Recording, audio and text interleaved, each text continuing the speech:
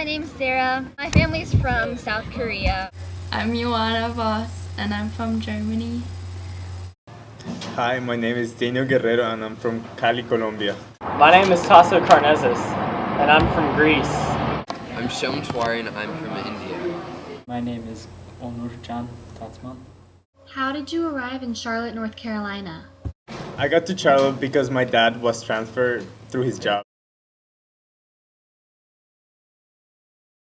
My parents were born in Turkey, my dad in Ankara, and my mom in, I believe, Istanbul.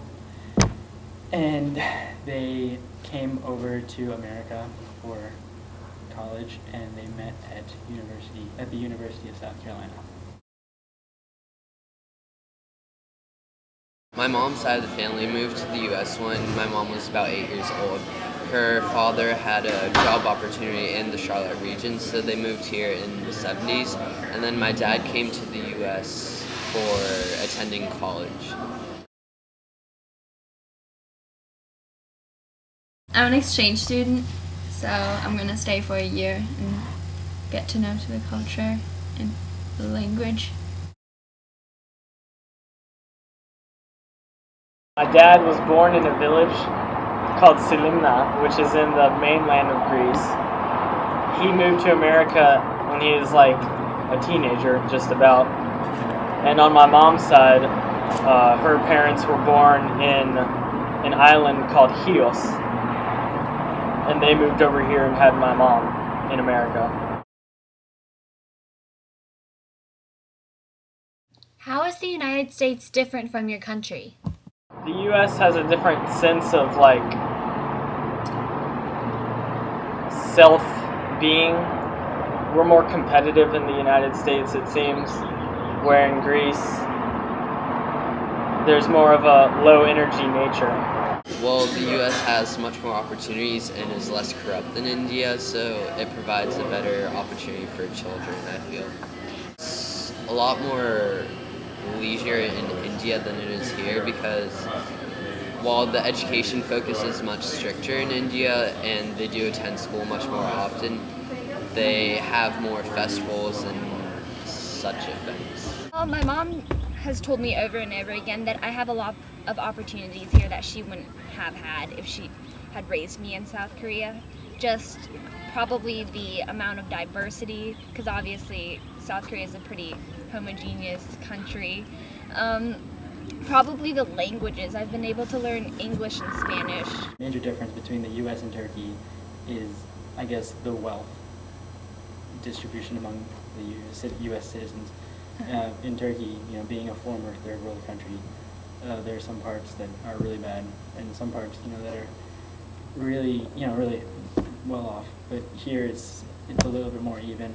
It's a lot more even, actually. The United States is really different in the sense that everything is public, so schools are really public schools are really accessible for everybody, and they offer a lot of useful resources that can help us. While in Colombia, there's practically nothing that is public. We have to pay for pretty much everything.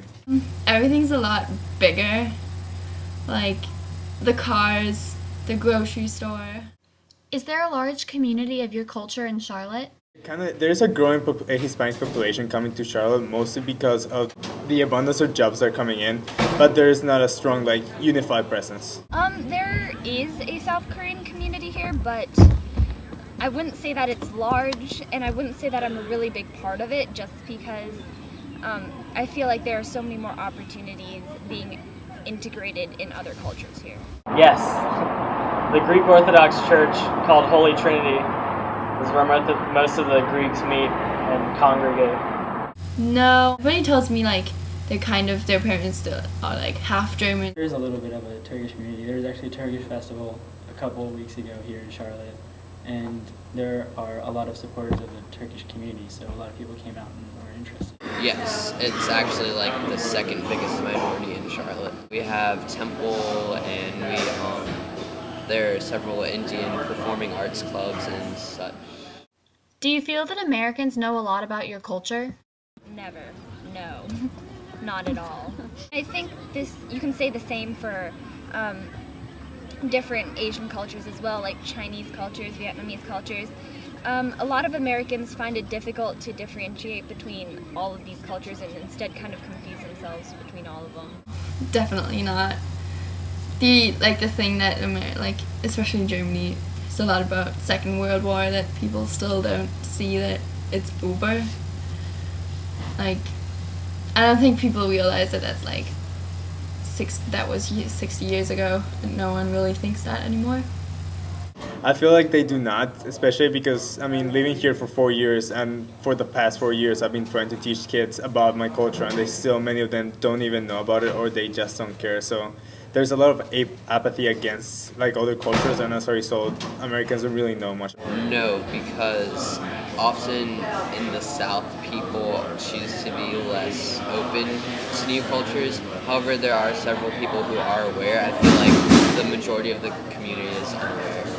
They probably know a lot about the ancient culture of Greece, but not the present, because we're kind of on the low end of things right now. No, actually, I feel like they don't know a lot.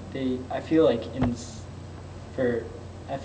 they should know more because of the Ottoman Empire and how much of an effect it had on the world in that day and age.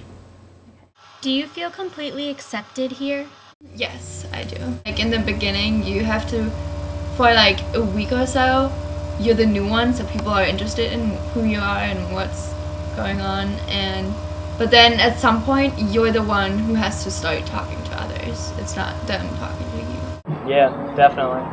I think there's an advantage because you can meet people from your same culture and relate to one another and build sort of like a little family. And so you can feel a part of a group and special from the rest of the normal Americans. Yeah, actually, there are a lot of different cultures and ethnicities here in Charlotte, so just being just another guy from another different background. Yeah, definitely I do, especially because, I mean, there's a difference though, because I'm taking classes with like a lot of American kids, so they know me, yet you can see there's a lot of distinction between all the other Hispanic kids, because for example in lunch, many people don't know them, so they have to isolate themselves. I mean, there's of course the kind of the stereotype that people follow, and many people believe that because I'm from Colombia, I just have a lot of drugs and I like to do illegal things and stuff like that, which is completely false, of course. The whole 1800s where we had the drug problems that is over pretty much in Colombia, but it's still like a lot of the stereotypes still stand with us, and so people would judge us without even knowing us based on those standards. No. When I was in elementary school, after 9/11, a lot of kids said that I was a terrorist, but however, this is clearly untrue, and while these tensions have decreased, there's still some evidence of racism.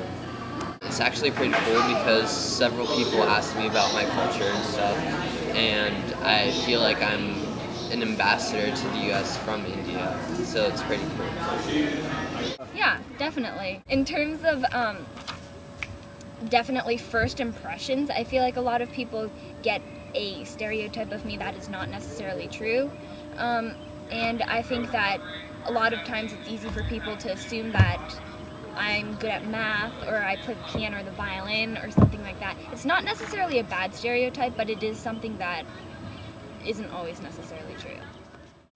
What is your religion? I am a Muslim. Greek Orthodox Christian.